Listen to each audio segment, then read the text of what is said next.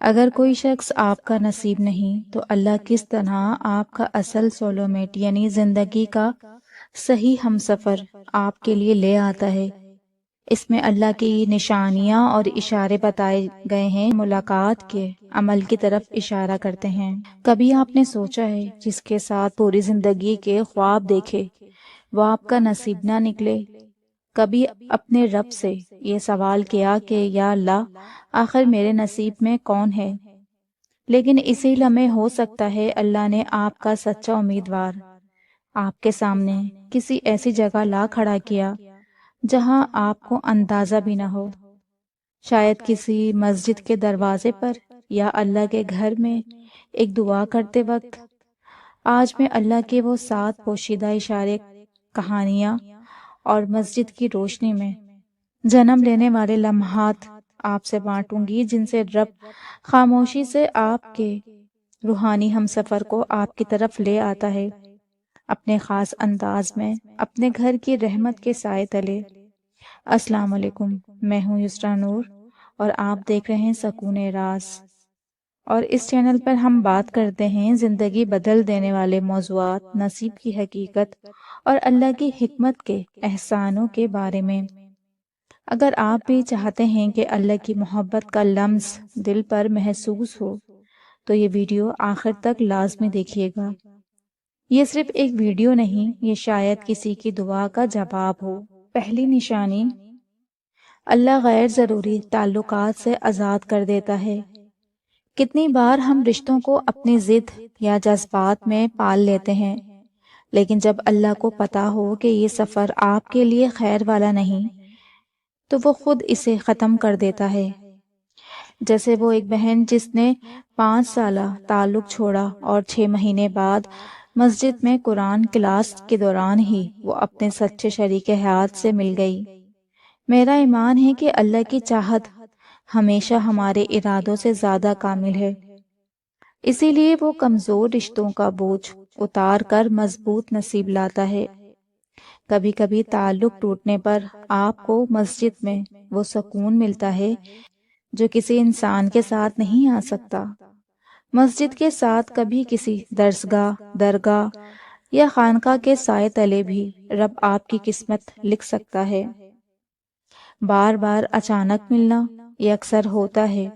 آپ ایک ہی شخص سے مختلف جگہوں پر، خاص کر مسجد یا دینی محافل میں، کچھ لوگوں کو ان کے سچے ہمسفر مندروں، گردواروں یا کسی روحانی اجتماع میں بھی مل جاتے ہیں، بغیر پلاننگ کے۔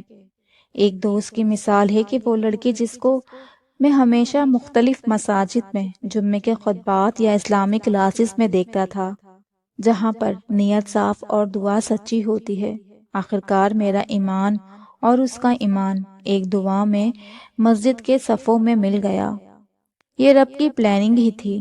مسجد صرف عبادت گاہ نہیں، یہ زندگی بدلنے والی ملاقاتوں کی ماں بھی ہوتی ہے۔ تیسری نشانی ہے سکون اور بے سکونی۔ دل کسی شخص کے ذکر یا دعا کے وقت واقعی پرسکون ہو جائے تو یہ اللہ کا اشارہ ہے، اور یہ خاص اشارہ ہے۔ جیسے قرآن میں اللہ فرماتے ہیں کہ دلوں کا سکون یقیناً اللہ کے ذکر میں یہ ہے۔ اگر کسی کے ساتھ مسجد یا دعاؤں میں بیٹھ کر دل کو راحت مل جائے، وہ رب کی طرف سے خاص علامات ہے۔ میرے دل کی بات، کبھی کسی کے ہاتھ کی دعا سن کر جو اندر سکون اتارتا ہے، وہ دنیا کی کوئی چیز نہیں دے سکتی۔ نشانی نمبر 4، کبھی کبھی ہماری دعائیں خود بخود بدل جاتی ہیں۔ پہلے ہم کسی خاص بندے کے لیے دعا کرتے ہیں، پھر اچانک اللہ دل بدل دیتا ہے، دعائے خیر سب کے لیے کرنے لگتے ہیں۔ یہ تبدیلی اکثر مسجد میں نماز یا اکٹھے دعا کرتے وقت بھی آتی ہے۔ جب امام دعا کرتا ہے اور آپ آمین کہتے ہیں، شاید وہی لمحہ ہے جب آپ کے نصیب کا دروازہ کھلتا ہے۔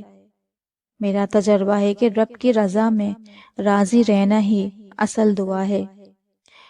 نشانی نمبر 5، کہ مسجد کے کسی لمحے میں اچانک ملاقات، کئی بار کسی مذہبی اجتماع میں، اعتکاف میں یا مسجد کے افطاری میں وہ شخص مل جاتا ہے جس کے دل میں ایمان اور آپ کے ساتھ زندگی بانٹنے کا اخلاص ہوتا ہے۔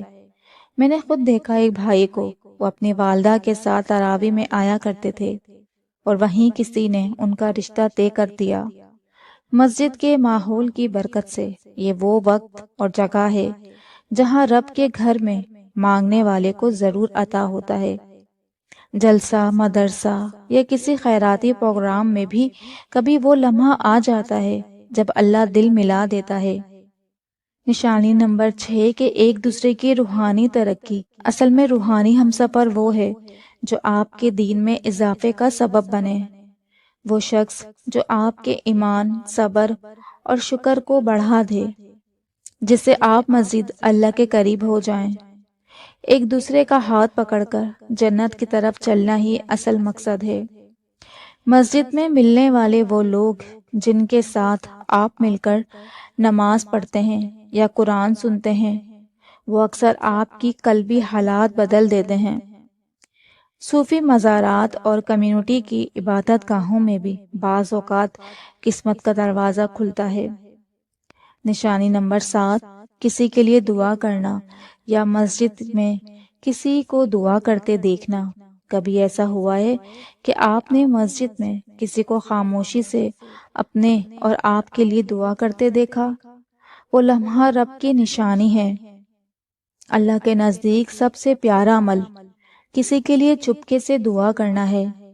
شاید آپ کا روحانی ہمسفر وہی شخص ہے جو آپ کے لیے اپنی دعا میں خیر مانگ رہا ہے اور آپ کو پتہ بھی نہیں، خواہ وہ کسی محفل میں ہو یا عید کی نماز کے بعد، گردوارے میں ہو یا خانقاہ کے سائے تلے۔ محبت اور نصیب کو رب جس جگہ چاہے وہیں جمع کر دیتا ہے۔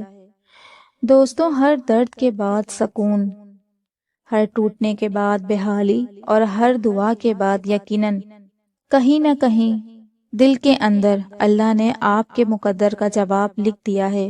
مسجد، مندر، خانقاہیں، درسگاہیں، گردوارے، جہاں اللہ دل بدلتا ہے اور نصیب لکھتا ہے۔